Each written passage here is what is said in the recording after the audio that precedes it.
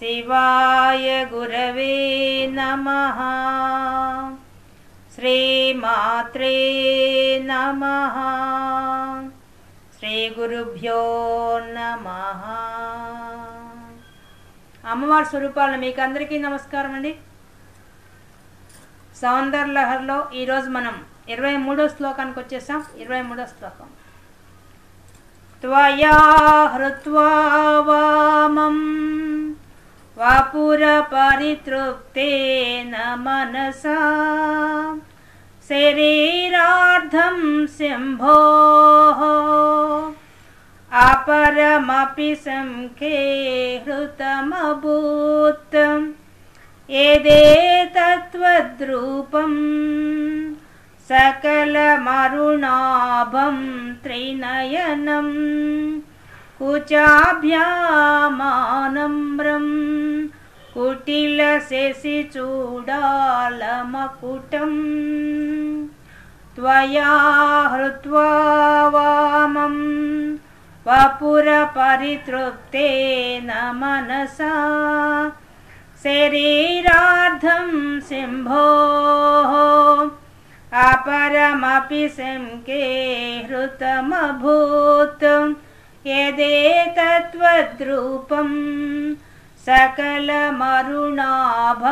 త్రినయనం కుచాభ్యామానమ్రం కుటిలశశిచూడాలమకుటం. భగవత్పాదులైన ఆదిశంకరాచార్యులు గారు ఈ సౌందర్య లహరిలో ఈ 23వ శ్లోకంలో మనకి లలితా శాస్త్రంలో ఉండే శివశక్తైక్య రూపిణి అనే పదానికి వ్యాఖ్యానంగా మనకి ఈ శ్లోకాన్ని చూపిస్తున్నారు. అంటే ఈ శ్లోకంలో అర్ధనారీశ్వర తత్వాన్ని ఆవిష్కరిస్తున్నారు ఆదిశంకరాచార్యులు గారు. మామూలుగా శివ శక్తి ఇద్దరు ఒకటే, అర్ధనారీశ్వర తత్వం. ఒకరిలో ఒకరు ఉన్నారు, ఇద్దరు కలిసి ఒకటిగా ఉన్నారు, ఒకే శరీరంగా ఉన్నారు. అయ్యవారేమో తెల్లగా ఉంటారు, అమ్మవారేమో ఎర్రగా ఉంటారు. అయ్యవారు పెళ్ళైన తర్వాత అమ్మవారికి మొట్టమొదట ఆమె కోరికను ఒకటి తీర్చారు.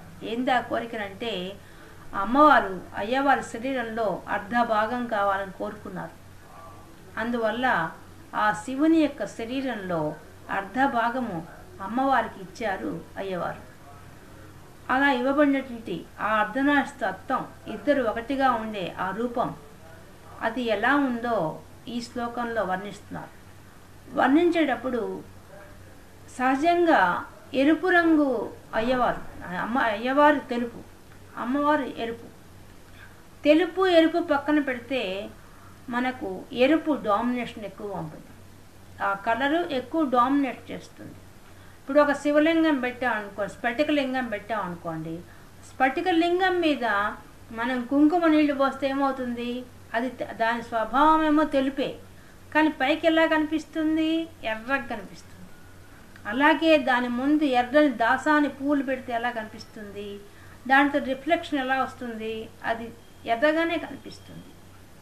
ఆ విషయాన్నే ఆవిష్కరిస్తున్నారు ఈ శ్లోకంతో ఆదిశంకరాచార్య. కానీ చాలా చమత్కారంగా చెప్తున్నారు. ఈ శ్లోకం చెప్పే విధానం అద్భుతంగా చెప్పాడు ఆయన. మన కంటి ముందు దృశ్యాన్ని చూపిస్తూ చమత్కారంగా రెండూ చెప్తున్నారు. అది ఆయన గొప్పతనం. ఎలా చెప్తున్నారు చూద్దాం. సెకండ్ లైన్, శంభో, ఆ శంభుని యొక్క, అమ్మా నీవు ఆ శంభుని యొక్క వామం, ఫస్ట్ లైన్ మధ్యలో పదం వామం. వామం అంటే ఎడమ భాగం. ఆ శివుని యొక్క ఎడమ భాగాన్ని త్వయా నీ చేత హృత్వా అపహరింపబడింది. అమ్మా ఆయన యొక్క శరీరంలో ఉండే అర్ధ భాగం, ఈ ఎడమ భాగాన్ని నువ్వు అపహరించేశావమ్మా. ఎప్పుడూ ఆ వివాహమైన తర్వాత నువ్వు కోరిక కోరితే నీ కోరిక తీర్చాడు ఆ శంభుడు. ఆ శంభుడు సుఖాన్ని ఇచ్చేవాడు, అందరికీ సుఖాన్ని ప్రసాదించే ఆయన నీకు తన శరీరంలో తన ఎడమ భాగాన్ని నీకు ప్రసాదించారు, నీవు ఆయన ఎడమ భాగాన్ని అపహరించావు. ఇది చమత్కారం. ఇవ్వబడింది కానీ అపహరించబడిందని చమత్కారంగా చెప్తున్నారు. వపుర పరితృప్తే మనస. అమ్మా, వపుహు ఆ శరీరంలో, ఆయన యొక్క శరీరంలో నువ్వు అర్ధభాగంగా తీసుకున్నావు ఎడమ భాగాన్ని, కానీ అపరితృప్తేన మనస, నీకు తృప్తి కలగలేదు, నీ మనసులో తృప్తి కలగలేదు, నీకు అపరితృప్తేనా, నీకు సాటిస్ఫాక్షన్ రాలేదు. ఆయన ఎడమ భాగాన్ని తీసుకున్నప్పటికీ నీకు సాటిస్ఫాక్షన్ రాలే. అందుకని నువ్వేం చేసావు, శరీరార్థం, ఆయన యొక్క శరీరంలో ఇంకో అర్ధ భాగం ఉంది కదా, కుడి భాగం, ఆ కుడి భాగాన్ని కూడా అపరమపి శంకే హృతమభూత్, అపరమపి ఆ కుడి భాగాన్ని కూడా నువ్వు హృతమభూత్ తీసుకున్నట్టుగా, ఆక్రమించినట్టుగా శంకే నాకు అనుమానంగా ఉంది. ఆది శంకరాచార్యులు అమ్మవారితో మాట్లాడుతున్నాడు.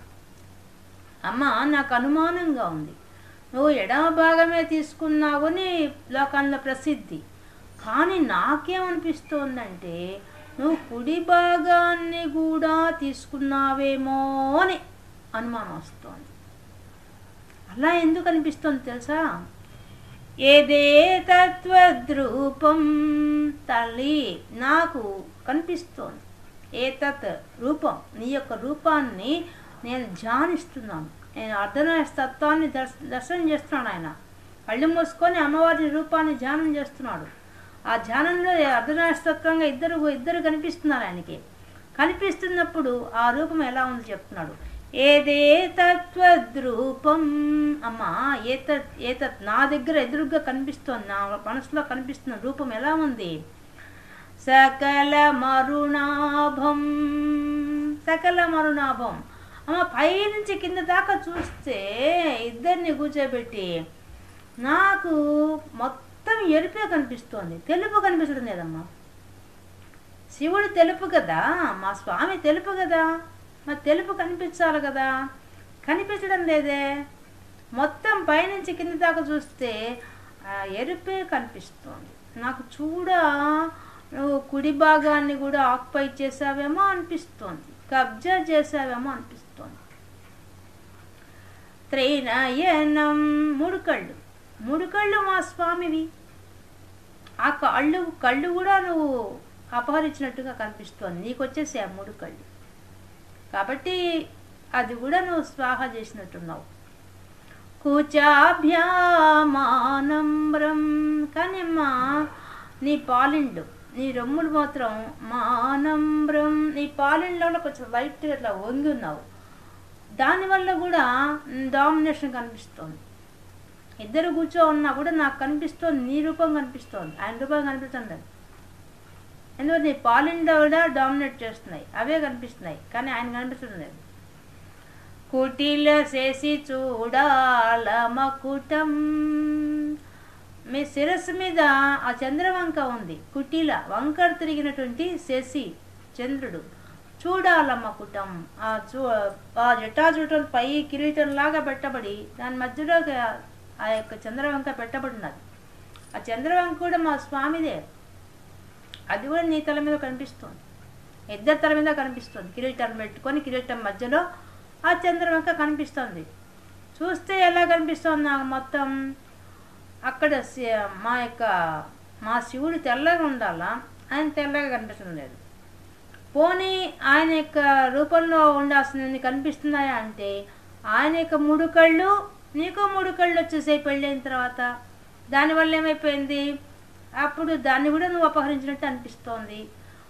ఇంకా నీ యొక్క రొమ్ముల వల్ల అట్లా కూడా ఇద్దరు శరీరాలు పక్క పక్కనే ఉన్నా కూడా నీరు డామినేషన్ కనిపిస్తోంది. ఇంకా చంద్రవంక చూద్దామంటే ఇద్దరు పెట్టుకొనే ఉన్నారు, అది కూడా మా స్వామిదే.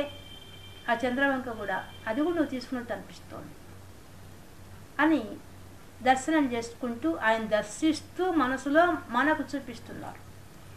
అంటే మనం కూడా పక్క పక్కన శివపార్వతులు అర్ధనాశత్వం కూర్చున్నప్పుడు ఆయన తెల్లగా ఉన్నా కూడా ఆమె యొక్క ఎరుపు డామినేషన్ చేసి తెలుపు మీద డామినేషన్ చేస్తుంది. అది మనకేం తెలుస్తుంది ఆ విషయం. అందుకని మీకు ముందు ఎగ్జాంపుల్గా ఏం చెప్పాను, స్ఫటిక లింగం ఉంటే దానిపైన మనము కుంకుమ నీళ్లు పోస్తే అది ఎర్రగా ఉంటుంది, కానీ లోపల ఉండేది తెలుపే. అలాగే దాసాని పువ్వు పెడితే దాసాని పువ్వు ఎరుపుదనము దాని స్ఫటిక లింగానికంతా వచ్చేస్తుంది. కానీ మనకు నిజానికి ఆ స్ఫటిక లింగం తెల్లగానే ఉంటుంది, కానీ డామినేషన్ ఎక్కడి నుంచి వచ్చింది? ఆ ఎరుపు వల్ల వచ్చింది. అదే ఆ విషయాన్ని ఇక్కడ చెప్తున్నాడు ఆయన. ఏ విధంగా చెప్తున్నాడు? అమ్మ ఇద్దరు కూర్చో ఉన్నారు, ఇద్దరు అర్ధనాశత్వం కనిపిస్తున్నారు, కానీ నాకు ఎక్కువ డామినేషన్ ఇది కనిపిస్తోంది. ఎందువల్ల? నువ్వు ఆయన ఎడమ భాగాన్ని ఇస్తే నువ్వు కుడి భాగాన్ని కూడా నువ్వు దొంగతనం చేసినావు అనిపిస్తోందమ్మా. శంకే అనుమానం, నాకు అనుమానం వచ్చేసింది, నువ్వు ఆక్రమించేసావు. ఆ పరమపి ఆ కుడి భాగాన్ని కూడా నువ్వు ఆక్రమించేసావు అనిపిస్తోందమ్మా. అంటే ఎంత బాగా దర్శించాడు చూడండి. ఆ దర్శన భాగ్యం ఎంతుందో ఆయన. అమ్మవారిని తన హృదయ స్థానంలో అంత బాగా దర్శిస్తున్నాడు. అంటే ఆ ఎరుపు రంగు అంత బాగా పైనుంచి కిందాక ఆయన కనిపిస్తోంది ఆ ధ్యానంలో. దాంతోపాటు ఆమె యొక్క రూపం కనిపిస్తోంది. ఆమె రూపంలోనే శివుడి రూపాన్ని కూడా దర్శిస్తున్నాడు. 3 కళ్ళు శివుడివి, ఆ చంద్రవంక శివుడిది, అర్ధనాశత్వంగా ఎడమ భాగం అమ్మవారిది, మొత్తం చూస్తున్నాడు. శివశక్తులు ఇద్దరిని కలిపి చూస్తున్నాడు ఒకేసారి. అది మనకు దృశ్యంగా చూపిస్తున్నాడు. దాంట్లో కూడా మనకు అనుమానం పెడితే కదా మనం కూడా బాగా చూస్తాం. ఏమనుమానం పెట్టాడు? అమ్మ నువ్వు డామినేట్ చేస్తున్నావు ఆయన కన్నా, ఆయన కుడి భాగాన్ని కూడా ఆక్రమిస్తున్నావు అంటే మనం కూడా శ్రద్ధగా గమనిస్తాం. ఏం ఆక్రమించింది ఈమె అని మనం కూడా ఆలోచిస్తాం కదా. అందుకని అలా చెప్తున్నాడు. ఇంకా అక్కడ వపుహు అన్నప్పుడు మనకు ఇండైరెక్ట్గా చెప్తున్న విషయం శ్రీచక్రం. శ్రీచక్రంలో మనకు వచ్చేసి 5 అమ్మవారివి, పంచభిరపి అమ్మవారి చక్రాలు 5. ఆ 5 కిందికి వస్తున్నట్టుగా ఉంటాయి, అయ్యవారివి 4 పైకి వస్తున్నట్టుగా ఉంటాయి. అంటే అమ్మవారి వ్యక్త స్వరూపం, ప్రకృతి స్వరూపిణి.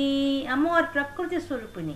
ఆమె పైకి కనిపిస్తూ ఉంటుంది బాగా డామినేషన్గా, కానీ లోపల అవ్యక్తంగా కూర్చో ఉంటాడు. లలితా సహస్రనామానికి వస్తుంది వ్యక్త స్వరూపిణి. అవ్యక్తంగా శివుడు కూర్చో ఉంటాడు, వ్యక్తంగా అమ్మవారు కనిపిస్తుంటారు. ప్రకృతి మొత్తం మనకు అంతే, ప్రకృతి మొత్తంలో అమ్మవారు కనిపిస్తూ ఉంటారు. ప్రతి కదలిక అమ్మవారు కనిపిస్తుంది. లోపల కదలికలు కాకుండా కూర్చో ఉండేవాడు శివుడే, ఆయన కనిపించడు. అది జరిగేది, ప్రకృతిలో జరిగేది. కాబట్టి శివ శ్రీచక్రంలో కూడా పైనుండే 5 చక్రాలు అమ్మవారి, కిందుండే 4 చక్రాలు అయ్యేవారివి. అప్పుడు ఇద్దరు కలిసి శివశక్తి ఐక్య రూపిణి కలిసిపోయారు ఇద్దరు.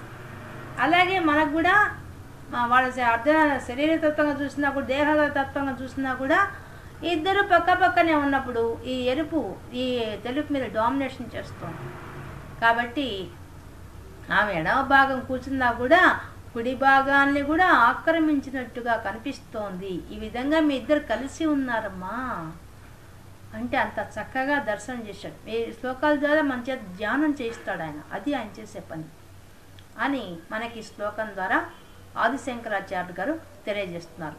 త్వయా హృత్వా వామం వపుర పరితృప్తేన మనసా శరీరార్థం శంభో అపరమపి సంకే హృతమభూత్ యదేతత్వద్రూపం సకలమరుణాభం త్రినయనం కుచాభ్యామానమ్రం కుటిల శశి చూడాలమకుటం.